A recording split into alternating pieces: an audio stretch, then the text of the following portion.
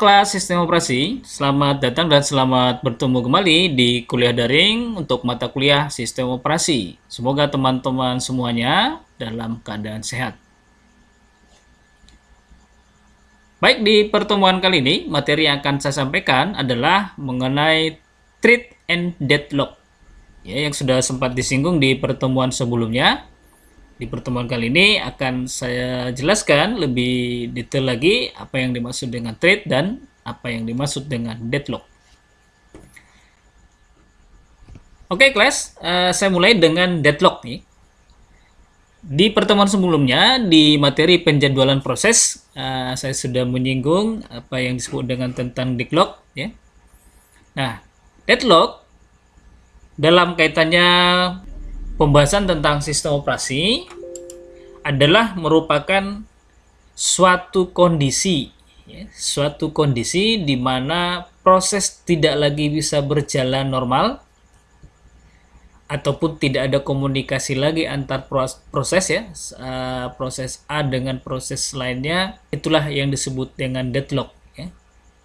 Nah, kemudian apa yang menyebabkan deadlock ini?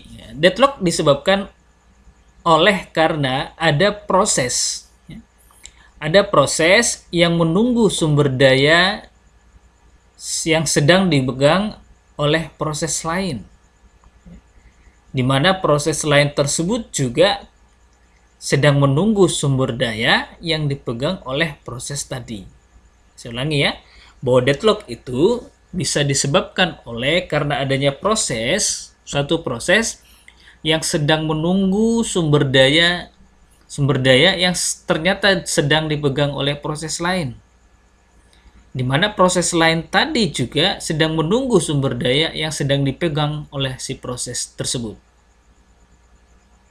Jadi dengan kata lain ya, saling menunggu ya. Oleh karena itu terjadilah sebuah deadlock. Nah, kalau saya gambarkan ini, saya analogikan misalnya sebagai contoh ya. Yang pertama, misalnya untuk deadlock pada sebuah jembatan ya. Nah, dalam deadlock pada jembatan ini terlihat bahwa ya, badan jalan di dua sisi jembatan ini memiliki dua jalur ya, masing-masing dua jalur. Sementara ketika mau masuk jembatan, jalur hanya satu. Artinya tidak ada kendaraan yang kemudian di area jembatan ini yang bisa saling berpapasan. Ya. Atau dengan kata lain, hanya ada satu kendaraan yang boleh melintas di area jembatan ini. Dari arah berlawanan ya maksudnya.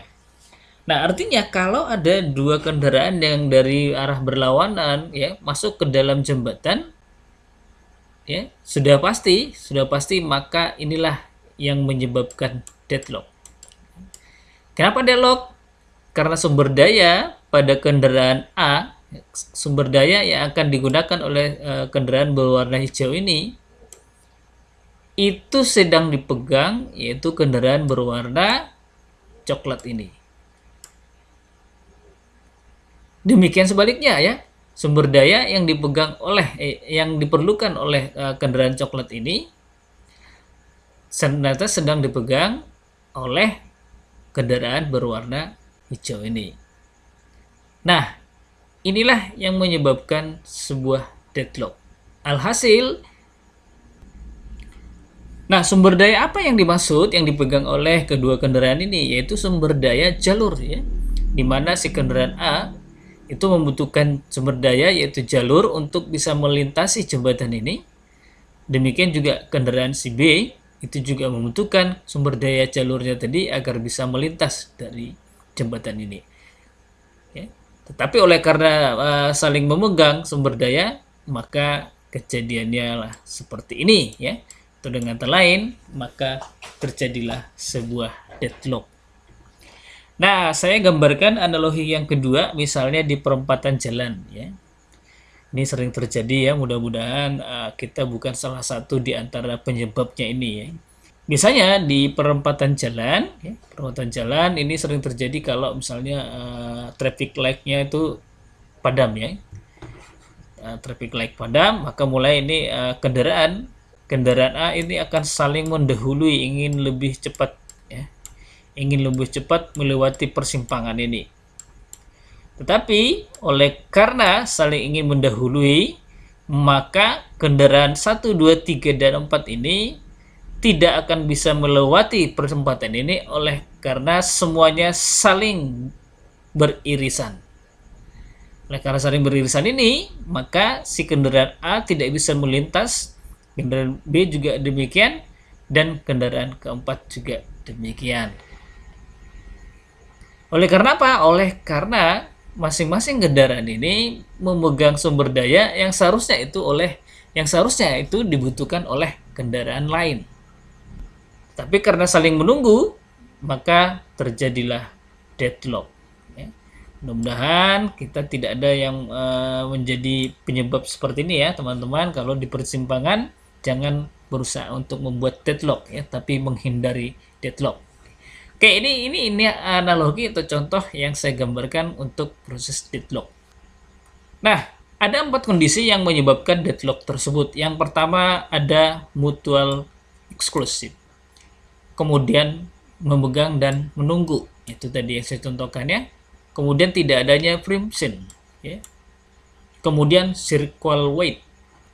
Nah, dengan demikian apakah ada cara untuk mengendalikan atau menanggulangi deadlock ini? Ya, ada ya. Cara menanggulangi deadlock yang pertama, kita boleh melakukan langkah yang pertama ini, yaitu mengabaikan masalah deadlock.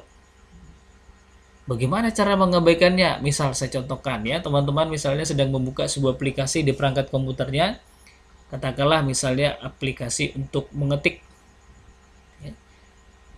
Itu sudah dibuka tetapi tidak tampil-tampil aplikasinya. Lalu kita mencoba untuk membuka aplikasi lain, misalnya browser ya. Browser kita buka bisa ya, kita browsing, kemudian buka situs-situs atau laman-laman yang diinginkan, tidak ada masalah. Tetapi aplikasi pengolah kata tadi ya, itu kita biarkan saja demikian, tidak jalan, tidak tampil-tampil. Nah, itu adalah cara menanggulangi deadlock dengan prinsip mengabaikan saja masalahnya, ya. Tidak diperdulikan. Nah, ini sama dengan meninggalkan masalah ya. Bisa jadi kalau ini kita biarkan, tentu akan berefek terhadap proses yang lain ya. Bisa saja oleh karena sumber daya sudah digunakan oleh aplikasi yang tidak tampil tadi, ketika kita membuka aplikasi lain, bisa saja itu akan berpengaruh ya. Oleh karena mungkin sumber daya yang akan dibutuhkan si aplikasi yang akan kita buka ternyata sudah digunakan oleh aplikasi pengolah kata yang tidak tampil tadi. Nah, yang kedua, cara menanggulangi deadlocknya yaitu dengan cara mendeteksi lalu memperbaiki. Jadi, kalau saya contohkan tadi seperti ini ya, di perempatan jalan atau di jembatan ini, sudah tahu kejadiannya seperti ini, maka kita deteksi dan perbaiki ini. Bagaimana cara memperbaikinya? Misalnya seperti yang di jembatan ini, maka salah satu di antara kendaraan ini harus dikeluarkan. Dikeluarkan maksudnya bukan ditenggelamkan dari jembatannya, tetapi ini dicari cara bagaimana supaya deadlocknya bisa diatasi ya. Misalnya kendaraan warna biru ini ditarik mundur ya, mundur ke posisi ini. Oke, maka kendaraan berwarna coklat ini bisa melintas ya. Atau dengan sebaliknya ya. Kendaraan yang berwarna coklat ini yang kita tarik mundur ya. Lalu kendaraan warna biru ini bisa melintas, maka masalah deadlock selesai. Itu tadi yang disebut dengan cara mendeteksi lalu memperbaiki. Mendeteksi penyebab deadlocknya lalu diperbaiki. Kemudian bisa juga ada yang menggunakan deadlock avoidance system, juga bisa melakukan dengan deadlock prevention system. Nah, demikian cara menanggulangi sebuah deadlock dalam sistem operasi. Oke, nah selanjutnya kita masuk ke pembahasan thread. Thread atau yang disebut juga unit dasar dari pemanfaatan CPU. Pada dasarnya, satu proses itu memiliki satu thread atau sering disebut dengan single thread ya. Nah, artinya jika satu proses memiliki satu thread, inilah yang kemudian kita kenal bahwa dalam satu waktu itu hanya ada satu tugas yang bisa dikerjakan oleh proses. Nah, ini kalau teman-teman ingat sistem operasi DOS ya, berbasis command prompt, maka ketika misalnya kita menjalankan command prompt misalnya untuk membuat sebuah direktori atau katakanlah mengetik, lalu di saat yang bersamaan kita ingin mengganti atau menghapus sebuah direktori. Nah, dengan prinsip single thread, maka mengetik dengan mengganti nama direktori itu tidak bisa dilakukan sebelum salah satu thread yang dikerjakan sebelum salah satu proses maksud saya yang dikerjakan tadi itu belum selesai. Artinya selesaikan dulu proses mengetiknya baru mengganti nama direktori. Atau misalnya kita ingin membuat folder, membuat direktori lalu menghapus direktori yang lain di saat yang sama, tidak bisa. Jadi hanya ada satu proses yang bisa dikerjakan. Membuat direktori dulu, menghapus direktori dulu. Tidak bisa dikerjakan secara bersamaan. Nah, sementara untuk program-program saat ini, program-program terkini, kita membutuhkan beberapa tugas bisa dikerjakan itu dalam satu waktu. Misalnya kita ingin membuka katakanlah sebuah halaman di browser. Di saat membuka halaman ini kita juga ingin pada saat yang bersamaan kita ingin membuka tab untuk memutar lagu misalnya. Kemudian di saat yang bersamaan kita juga ingin membuka tab untuk mendownload sebuah file dari internet. Artinya ketiga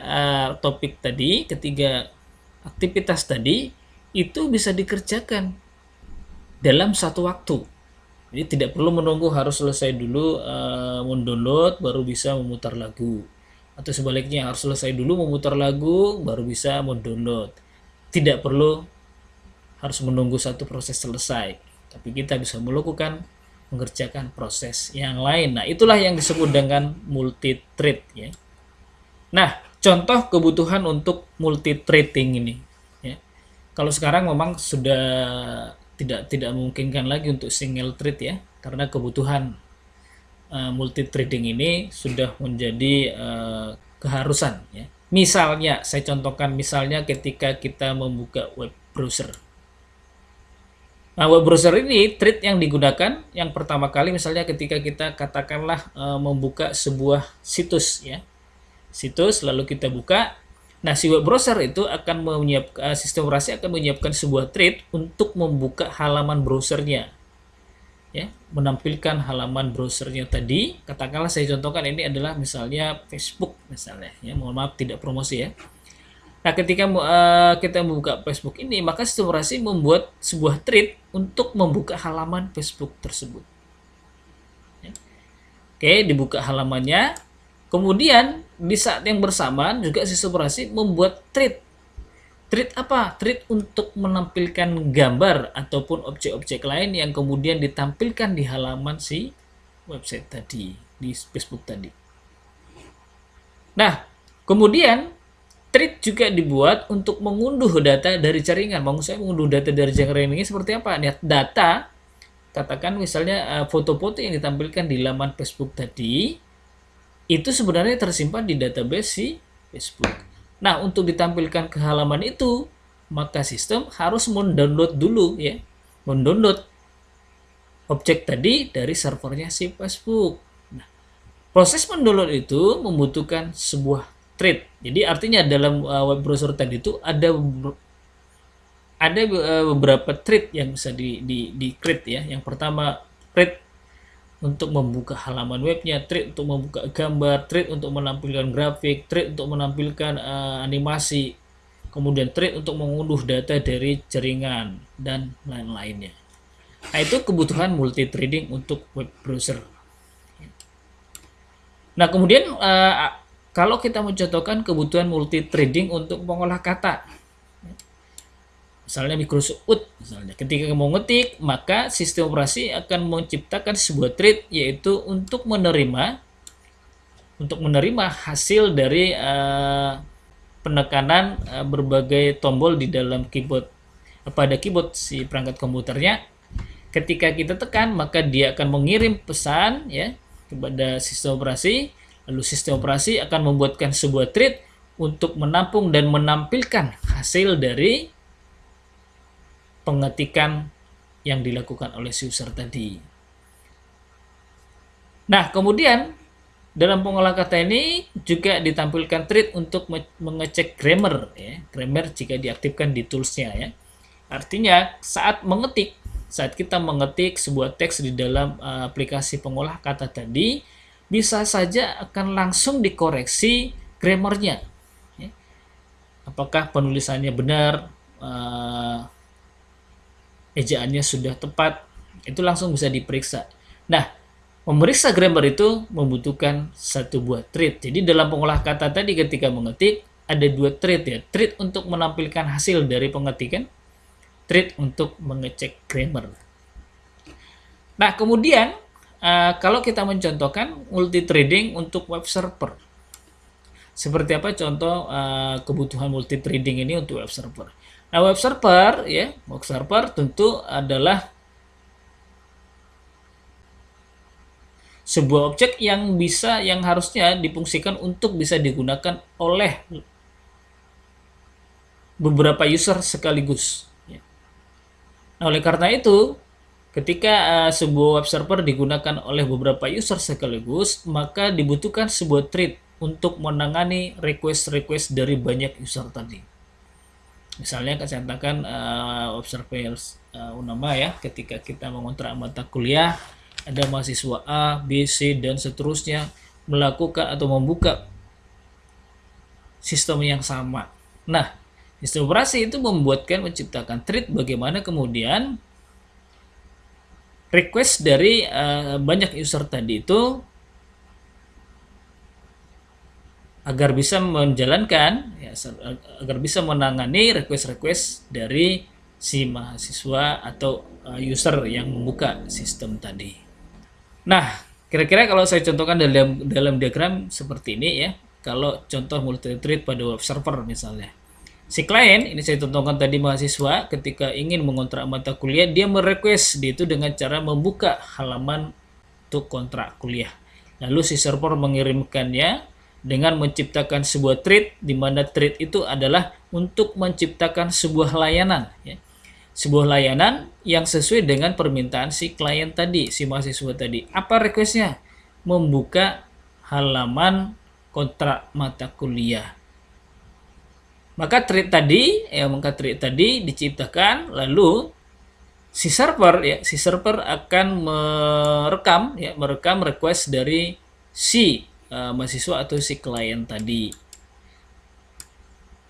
Untuk kemudian dibuatkan juga thread untuk menampilkan modul sesuai dengan request si klien atau si mahasiswa tersebut. Nah, sekarang pertanyaannya adalah mengapa harus multi-thread?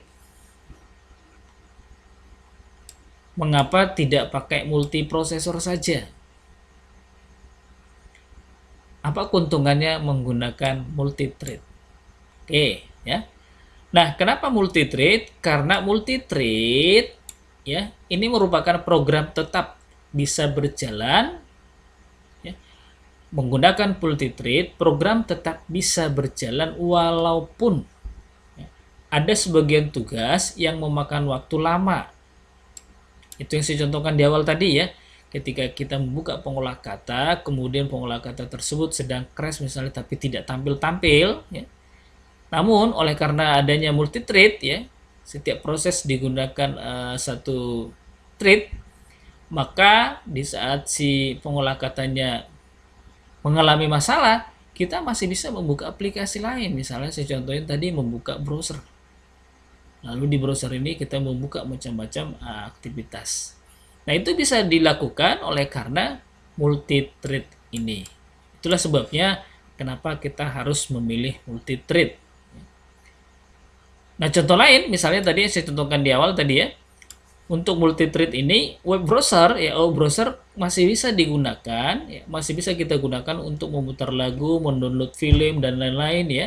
Sekalipun browser tadi sedang kita gunakan membaca berita misalnya.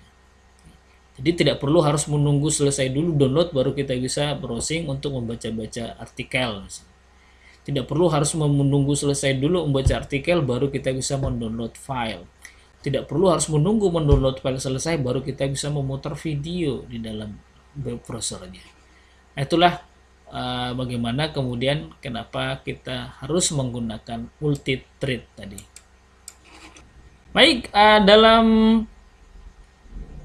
thread dikenal juga istilah multi-core program. Ya, apa yang dimaksud dengan multi-core program ini? Multi-core atau multiprosesor ada lebih dari satu prosesor ya. Multi-core atau multiprosesor ini maksudnya adalah ada lebih dari satu prosesor atau yang disebut dengan core prosesor di dalam satu sistem. Nah, pemrograman multi-thread akan memungkinkan pemanfaatan fitur multi-core ini pada sebuah sistem. Ya. Contoh misalnya sebuah program dengan 4 thread, misalnya ada single core ya.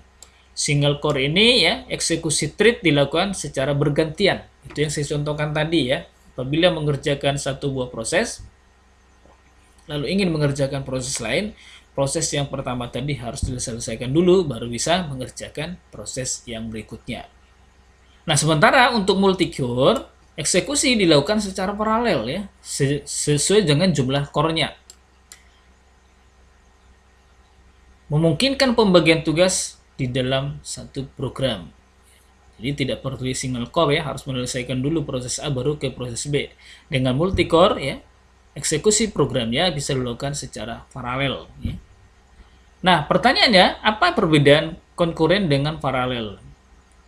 Single user dengan multi core. Single core dengan multi core. Nah, kalau konkurensi, nah, kalau concurrent execution pada single core, kita melihat bahwa hanya ada satu thread yang dieksekusi dalam satu waktu. Itu yang disebutkan di awal bahwa thread dieksekusi dengan progres tertentu secara bergantian ya. Selesaikan proses A, baru ke proses B, baru ke proses C dan selanjutnya. Nah, kalau yang digambarkan dalam diagram kira-kira seperti ini dia. Thread pertama diselesaikan baru mengerjakan thread kedua. Thread kedua selesai baru thread ketiga sampai selanjutnya sesuai dengan banyaknya thread atau proses yang sedang dikerjakan. Intinya dengan concurrent execution ini pada single core hanya ada satu thread dalam satu waktu ya. Tidak ada lebih dari satu thread, yaitu yang dikerjakan secara sekuensial atau berurutan. Nah, yang kedua, paralelism ini ya, paralelism pada multi-core ya. Kalau tadi concurrent pada single core, ini paralelism pada multi-core. Beberapa thread dieksekusi secara paralel sesuai dengan jumlah core-nya. Ya, kalau di single core tadi satu-satu, kalau ini boleh dilakukan sejumlah thread ya. Sesuai dengan jumlah core yang ada. Kalau misalnya kita buat core 1 ya. Di dalam core 1 ini ada thread 1, 3, 1, 3, 1, 3. Ini akan dikerjakan seterus-menerus secara paralel dia. Lalu kalau kita lihat di core 2 ini, thread kedua, kemudian dilanjutkan thread keempat.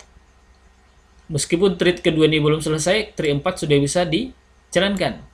Namun, pada saat thread 4 sudah dijalankan, maka dilanjutkan kembali menyelesaikan thread 2, lalu dilanjutkan kemudian menyelesaikan thread 4 dan seterusnya dan seterusnya. Jadi itu perbedaan kalau kita melihat dari penggunaan concurrent single core dengan multi core. Baik teman-teman, ada tantangan pada pemrograman yaitu pada sistem multi core ini. Itu tantangannya yang pertama, bagaimana mengidentifikasi bagian program mana saja yang dapat berjalan terpisah. Kemudian tugas yang dipisah memiliki beban yang seimbang. Lalu bagaimana membagi data antar bagian program terpisah? Lalu bagaimana jika data pada satu tugas itu ternyata bergantung dengan data dari tugas lain? Lalu bagaimana melakukan testing, pengujian, dan debugging pada bagian program yang terpisah tadi? Nah, inilah tantangannya pemrograman pada sistem multicore. Oke kelas, demikian penjelasan tadi untuk materi thread and deadlock ya. Jika ada penjelasan atau contoh-contoh yang masih kurang jelas, silakan disampaikan di aktivitas pertemuan kali ini untuk kita kemudian diskusikan. Oke, saya sampaikan kepada kelas agar mengkoordinasikan tugas yang sudah diberikan ya, tugas kelompok. Maksimalkan seluruh kelompok ya. Setiap anggota harus berkontribusi lengkap ya. Tidak ada yang mengandalkan salah satu dari anggota ya. Semua bekerja sama agar hasil yang didapatkan juga lebih maksimal. Oke, terima kasih teman-teman sudah mengikuti perkuliahan kali ini. Sampai bertemu di pertemuan berikutnya. Sampai jumpa dan salam sehat.